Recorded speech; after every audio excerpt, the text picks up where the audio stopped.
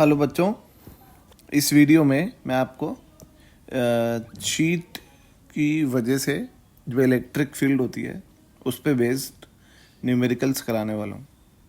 और सबसे पहला न्यूमेरिकल है ये, जिसमें एक शीट है इन्फिनिटली लॉन्ग। शीट का सरफेस चार्ज डेंसिटी सिग्मा है और शीट में से हमने एक डिस्क को काट के निकाल दिया और जो डिस्क को निकाला है उसका रेडियस है आर, और उस डिस्क के सेंटर से एक एक्स डिस्टेंस पे एक पॉइंट है पी, जहाँ पे एक नेगेटिव चार्ज माइनस क्यू रखा है जिसका और उसका मास है एम। अब हम उसको वहाँ से रिलीज़ कर देंगे। ठीक है, तो सबसे पहले हमें ये मानते हुए कि x is very very less then r, ये हमें मानते हुए दिया ना स्मॉल एस एच एम, तो assuming that x is very very less then r, ये अज्यूम कर रहे हैं हम कि x is very very less then r, और ये अज्यूम करते हुए हम इलेक्ट्रिक फील्ड निकालेंगे सबसे पहले p पे। तो बेटा जो इलेक्ट्रिक फील्ड है वो कैसे निकालें? तो net electric field eight p जो होगी वो होगी शीट की वजह से इलेक्ट्रिक फील्ड माइनस डिस्क की वजह से इलेक्ट्रिक फील्ड। और ये मैं हमेशा से ऐसे बोलता हुआ आया हूँ कि इस तरीके से आप इन क्वेश्चंस को कर सकते हो कि अगर शीट में से डिस्क को निकाल दिया है तो इलेक्ट्रिक फील्ड उसी सीक्वेंस में माइनस करो जिस सीक्वेंस में बॉडीज़ को अलग किया। तो शीट में से अगर डिस्क को निकाला है तो शीट की इलेक्ट्रिक फील्ड माइनस डिस्क की इलेक्ट्रिक फील्ड। तो जो नेट इलेक्ट्रिक फील्ड होगी वो होगी, शीट की इलेक्ट्रिक फील्ड होती है सिग्मा बाय 2 एप्सिलॉन नॉट, और डिस्क की होती है sigma by 2 epsilon naught into 1 minus x upon under root of x square plus r square.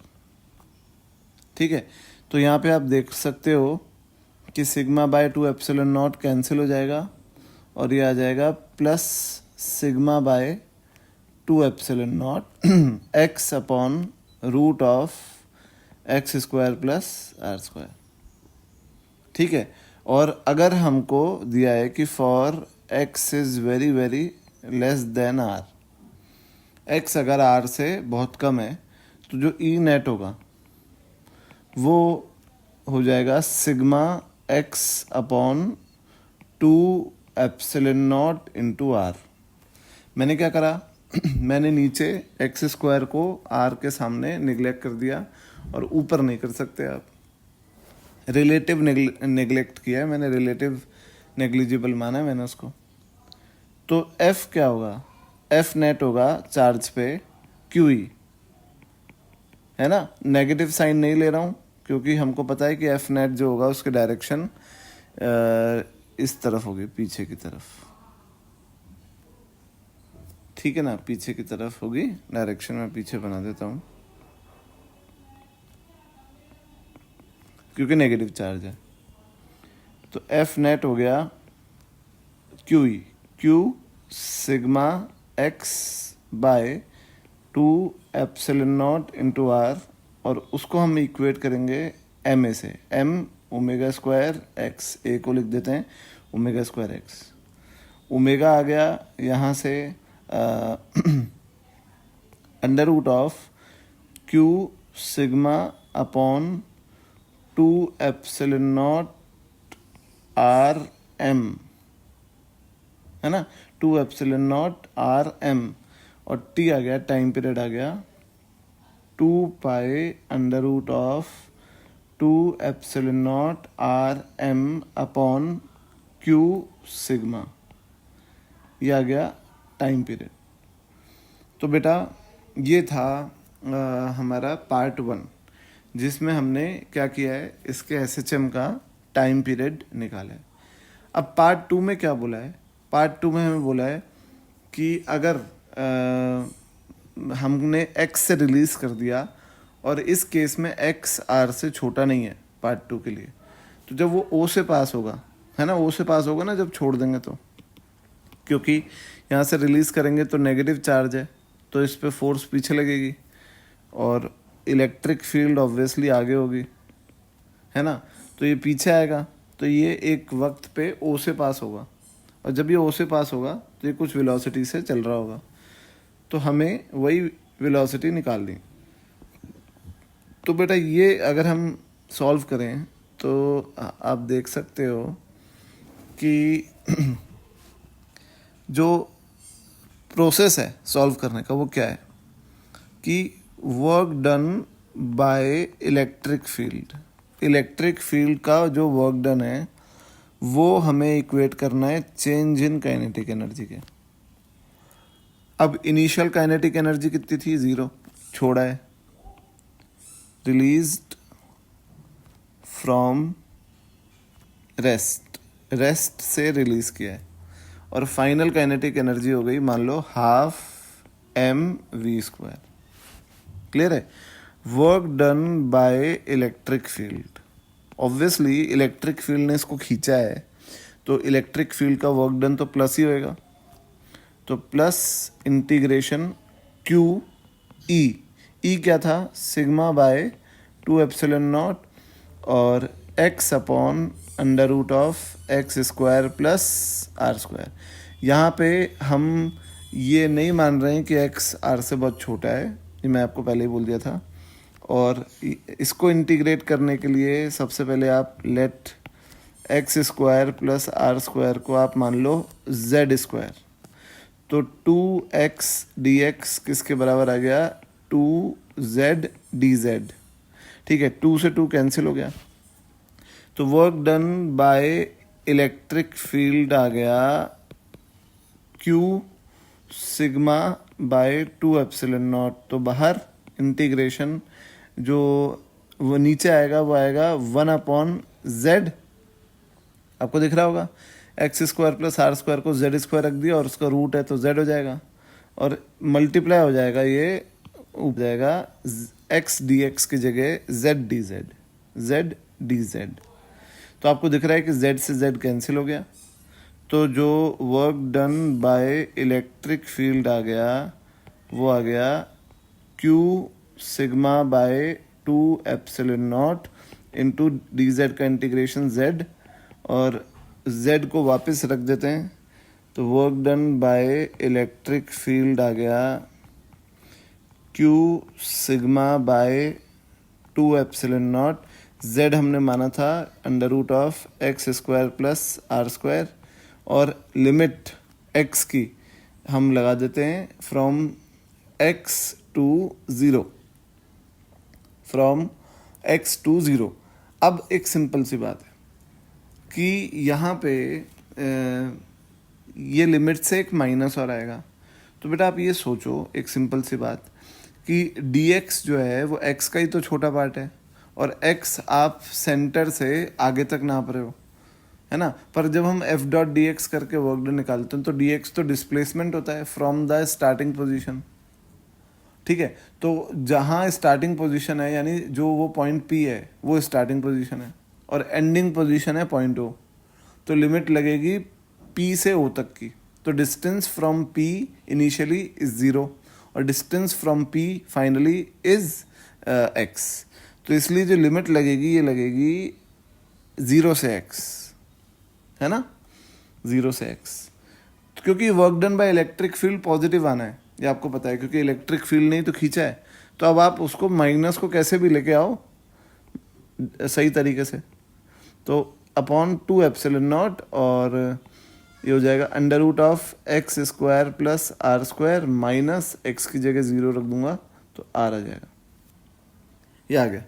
अब इसको इक्वेट कर दो कि work done by electric field is equal to change in kinetic energy, तो q sigma by 2ε0 into under root of x² plus r² minus r will be equal to 12mv², और यहाँ से बेटा v आ जाएगा आपका, v will be equal to under root of q sigma by m0 under root of x² plus r² minus r, ये आ जाएगा velocity with which it will pass from point O। ठीक है बच्चों, तो अब आते हैं अपन नेक्स्ट न्यूमेरिकल। इस क्वेश्चन में हमें दो प्लेट दी हुई हैं और ये प्लेट जो है हॉरिजॉन्टल हैं, स्क्वायर प्लेट्स हैं L/L साइज की, और नीचे वाली प्लेट पॉजिटिवली चार्ज्ड है, ऊपर वाली प्लेट नेगेटिवली चार्ज्ड है। दोनों का सरफेस चार्ज डेंसिटी का मैग्नीट्यूड इक्वल है, सिग्मा है, और दोनों प्लेट्स के बीच की दूरी d है। हमने क्या किया है, हमने एक चार्ज को, पॉजिटिव चार्ज को मिडिल पॉइंट से प्रोजेक्ट किया है हॉरिजॉन्टली विद वेलोसिटी u, और उस चार्ज का मास कितना है m। तो आप देख सकते हो कि ये चार्ज जो है ये नेगेटिव प्लेट की तरफ डिविएट होता हुआ ऐसे जाएगा। तो हमको बताना है कि u की किस मिनिमम वैल्यू के लिए ये पार्टिकल इस प्लेट को स्ट्राइक ना करे, जस्ट स्ट्राइक करने से बचे। और वैसे भी जब मैंने बोल दिया है कि मिनिमम वैल्यू, तो मैं बाउंड्री कंडीशन की बात कर रहा हूँ कि जस्ट ये यहाँ से बचा हुआ है, बाल बचा है यहाँ से स्ट्राइक करने से। ठीक है, तो ये हमें कैलकुलेट करना है। सबसे पहले हम देखते हैं कि इलेक्ट्रिक फील्ड जो है वो कितनी होगी। इस रीजन में इलेक्ट्रिक फील्ड पहली बात तो ऊपर की तरफ होगी, है ना। कितनी होगी, लेट सपोज E। तो E की वैल्यू निकालते हैं सबसे पहले। तो E जो होगा वो होगा, देखो अब आप देख सकते हो कि किसी भी पॉइंट पे यहाँ पे दोनों प्लेट्स की वजह से फील्ड एड अप हो रही है, क्योंकि पॉजिटिवली चार्ज प्लेट पुश करेगी चार्जेस को और नेगेटिवली चार्ज प्लेट अट्रैक्ट करेगी, तो फील्ड एड अप होगी। तो एक प्लेट की वजह से कितना होता है, सिग्मा बाय 2 एप्सिलॉन नॉट, और दोनों का सिग्मा सेम है, तो ऐड कर दोगे तो sigma by 2 epsilon not plus sigma by 2 epsilon not, तो ये कितना आएगा, ये आ जाएगा सिग्मा बाय एप्सिलॉन नॉट। ठीक है, जो फोर्स लगेगी चार्ज पे वो फोर्स कितनी होगी, y में, है ना। मान लो कि ये y एक्सिस है और ये x एक्सिस है, ठीक है ना। तो जो फोर्स लगेगी वो लगेगी QE, Q sigma by 2 epsilon not, है ना।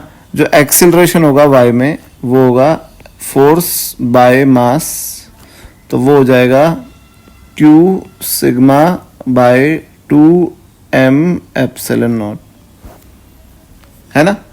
अब क्योंकि x डायरेक्शन में इन x एक्सिस में एक्सेलरेशन 0 है, विच मीन्स कि x में वेलोसिटी u कांस्टेंट रहेगी हमेशा,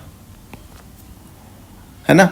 तो जो टाइम लगेगा प्लेट से बाहर निकलने में, वो टाइम क्या होगा, तो टाइम होगा डिस्टेंस अपॉन वेलोसिटी। तो डिस्टेंस कितना चल रहा है चार्ज, तो चार्ज x में डिस्टेंस चल रहा है l और वेलोसिटी कितनी है u। तो ये आ गई फर्स्ट इक्वेशन, हमने टाइम निकाल लिया। अब y में हम लगा रहे हैं इन y एक्सिस,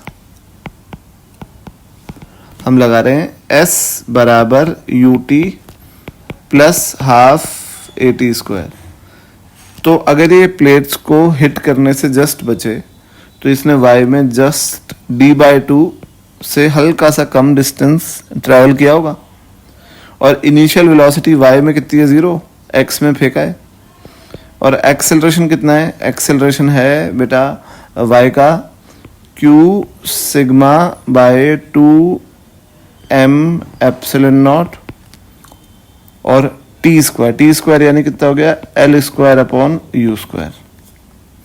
ठीक है, तो 2 से गया 2 और u आपको निकालना है, तो u आ गया under root of q sigma l square by 2m epsilon naught d।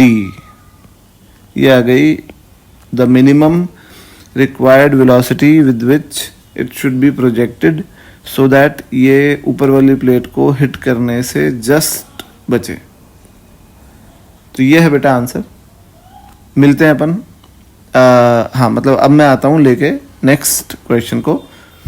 बच्चों इस क्वेश्चन में एक शीट दी हुई है यूनिफॉर्मली चार्ज्ड थिन शीट, और उसका चार्ज डेंसिटी सिग्मा है, प्लस सिग्मा है, और इस शीट की तरफ हम 5r0 की इनिशियल डिस्टेंस पे एक चार्ज को रख के फेंकेंगे u वेलोसिटी से, और उस चार्ज का मास है m। अब क्योंकि ये चार्ज भी प्लस है, शीट भी पॉजिटिवली चार्ज्ड है, तो ये चार्ज रिटार्ड होते हुए शीट के करीब पहुंचेगा। और लेट सपोज कि ये शीट के कितना नियरेस्ट पहुंच पाया, r0 नियरेस्ट पहुंच पाया, है ना, फेंका था 5r0 से और पहुंच पाया r0 तक।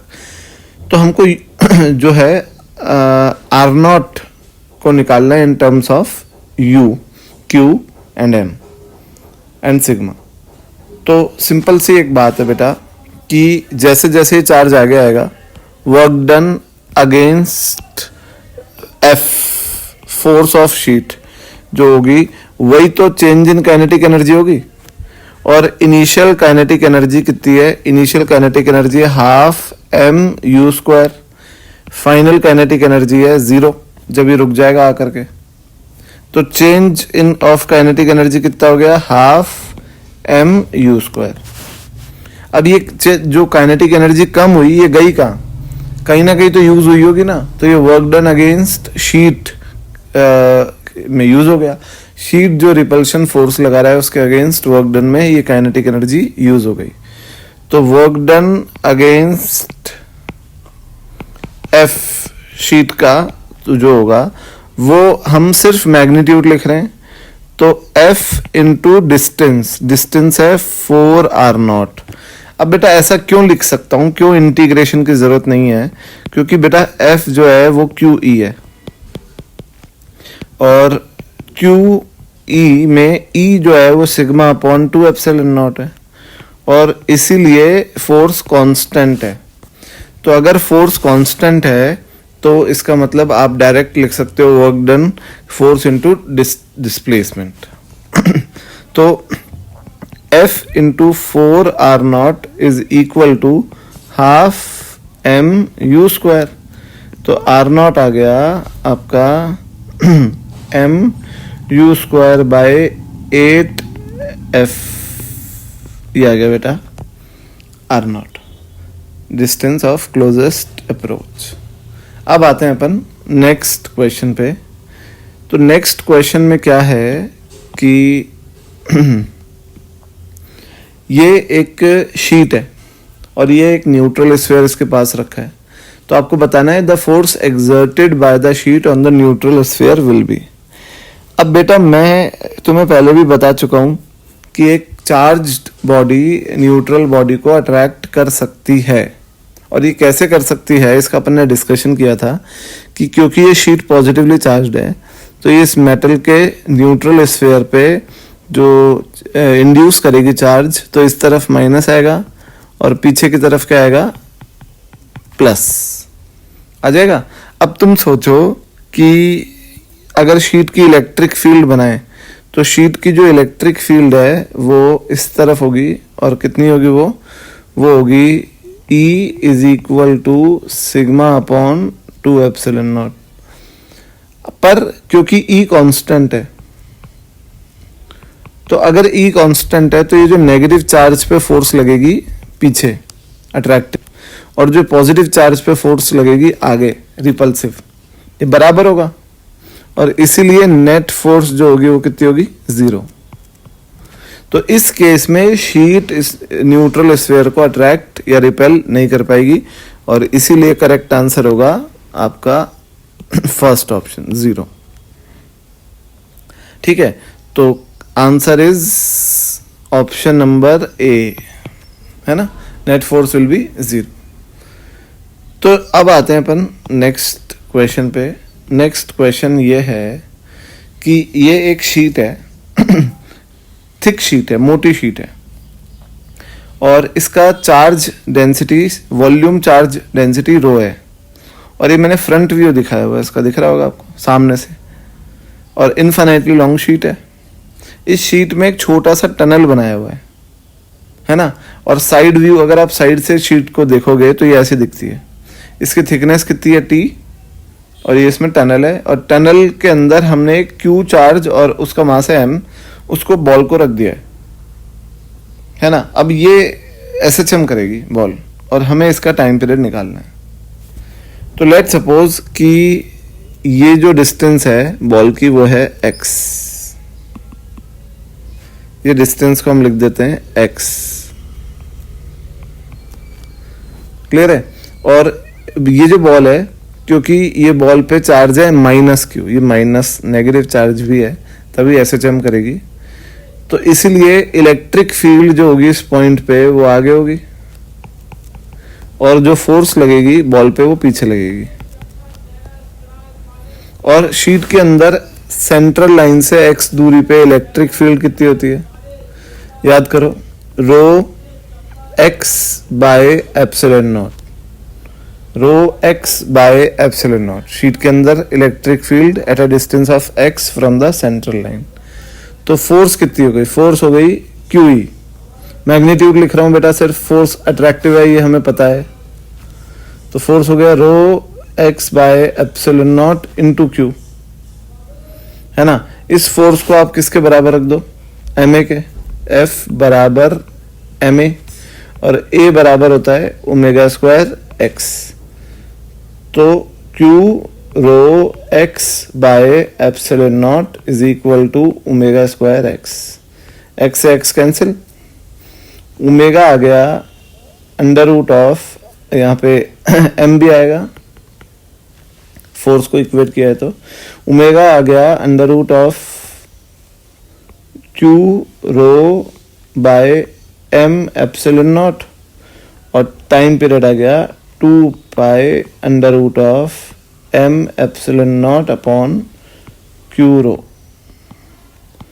ये आ गया बेटा आंसर हमारा। ठीक है बच्चों, तो ये थे numericals based on sheets. Thank you.